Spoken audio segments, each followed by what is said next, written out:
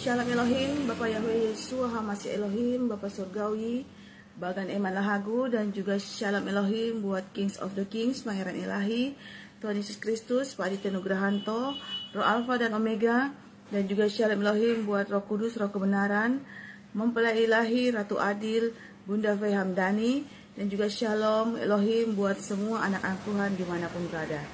Hari ini saya akan membagikan firman Tuhan yang terdapat dalam Mazmur pasal 53 ayat 1 sampai dengan yang ke-7 yang berbunyi demikian. Kebobrokan manusia.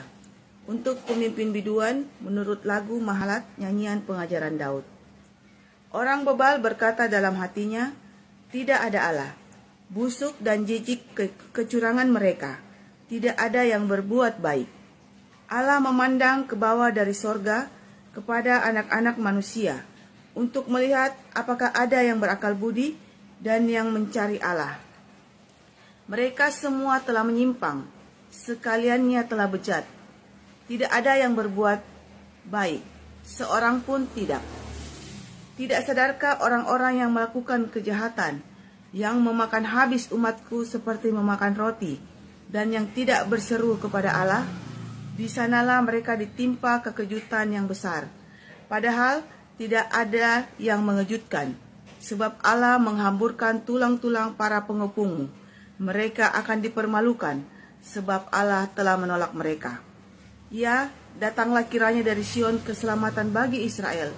Apabila Allah memulihkan keadaan umatnya, maka Yakub akan bersorak-sorak, Israel akan bersukacita. Demikianlah firman Tuhan. Terpuji-pujilah Tuhan kita Yesus Kristus. Haleluya, amin. Dan sesuai dengan judul perikopnya, kebobrokan manusia. Ya, kita ketahui akhir zaman ini kebobrokan atau kejahatan manusia sudah semakin meningkat dan bahkan membuat murka Tuhan semakin bernyala-nyala.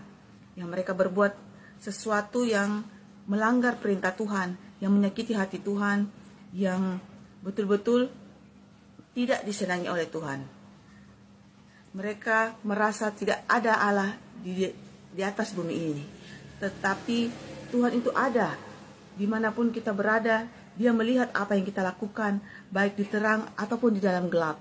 Karena Tuhan itu maha kuasa, Tuhan itu maha perkasa. Dia tahu apa yang kita lakukan.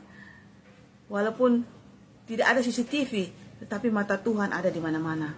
Nah, saat ini kejahatan manusia sudah semakin besar, sehingga kalau dilihat dari mata Tuhan, dunia itu seperti loyang yang hitam.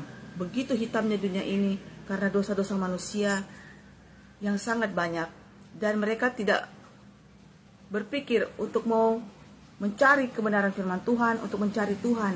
Mereka hanya memikirkan kesenangan pribadi atau kesenangan duniawi.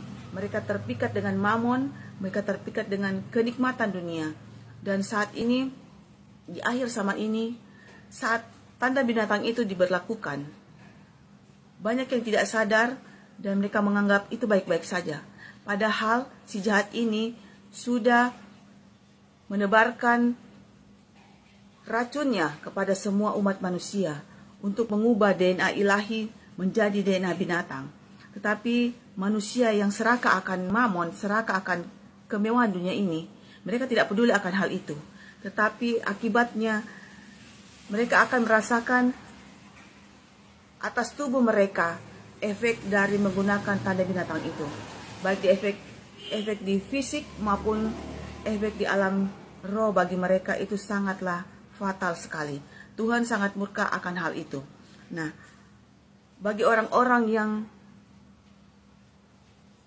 pro akan tanda binatang itu, mereka akan menerima siksaan yang sangat berat atas murka Tuhan yang terjadi atas mereka.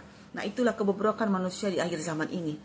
Mereka diberitahukan bahwa tidak boleh memakai tanda itu, tetapi mereka masih mau memakai karena mereka nyaman. Mereka tahu bahwa kalau tidak memakai tanda itu, mereka tidak bisa menikmati kemewahan dunia ini. Nah, seperti yang dikatakan firman Tuhan yang sudah kita baca tadi, mereka telah menyimpang dan sekalian telah bejat. Bukan hanya memakai tanda binatang, banyak lagi kejahatan-kejahatan manusia. seperti penyuka sesama jenis, kemudian predator anak dan sebagainya, dan mereka memangsa manusia untuk menjadi makanan mereka, dan itu sangat mengerikan sekali.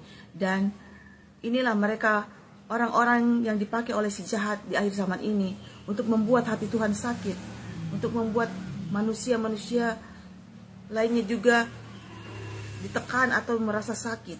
Mereka membuat makanan yang beracun, minuman yang beracun bagi orang-orang, sehingga tubuh manusia yang mengkonsumsi makanan atau minuman itu menjadi rusak dan berpenyakitan, sehingga mereka akan lari kepada obat-obatan dunia ini, yang adalah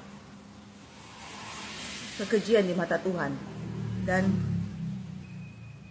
sesuai dengan firman Tuhan yang sudah kita baca tadi, tidak sadarkah orang-orang yang sudah yang dipakai oleh si jahat ini untuk melakukan kejahatan, yang memakan habis umat Tuhan, yang mau menggenosida umat-umat manusia, anak-anak Tuhan di seluruh dunia. Maka dari itu, kita yang sudah mengetahui kebenaran, beritakanlah kebenaran firman Tuhan, bahwa jangan lagi berbuat dosa, karena saat ini saat yang terakhir. Tuhan masih memberikan kita kasih karunia agar kita diselamatkan. Apalagi Raja Damai itu sudah ada sama-sama dengan kita, Kings of the Kings, Roh Alpha dan Omega, dalam wadah yang terpilih, yaitu Bapak Aditya Nugrahanto. Dialah Tuhan Yesus Kristus itu sendiri. Dia akan memerintah di kerajaan 1000 tahun damai untuk kita anak-anaknya yang tetap setia dan taat kepadanya. Dan Tuhan akan memberikan kelegaan bagi kita yang betul-betul tetap setia dan mengandalkan Tuhan di akhir zaman ini. Karena itu bertobatlah bagi saudara-saudara sekalian yang mendengarkan kebenaran firman Tuhan saat ini, karena waktunya tidak lama lagi. Tuhan sudah mencurahkan murkanya ke dalam dunia ini, baik kota per kota, negara per negara, kabupaten per kabupaten, kecamatan per kecamatan, ataupun pribadi per pribadi. Karena itu marilah kita siapkan hati kita, hiduplah kudus di hadapan Tuhan, agar Tuhan melihat betapa kita punya ketulusan hati, mau bertobat sungguh-sungguh di hadapannya, sehingga belas kasihan Tuhan turun atas kita, umat manusia, sehingga murkanya tidak tercurah begitu dahsyat kepada kita manusia. Tetapi semuanya itu biarlah kuasa dan kehendak Tuhan yang terjadi bagi setiap kota atau bangsa yang tidak mau bertobat untuk balik kepada Tuhan kita Yesus Kristus. Demikianlah yang bisa saya bagikan firman Tuhan di hari ini. Kiranya Roh Kudus yang memberikan kita pengertian lebih, karena saya terbatas dalam kata-kata. Semuanya hanya untuk kemuliaan hormat nama Tuhan. Terpuji-pujilah Tuhan kita Yesus Kristus. Haleluya. Amin.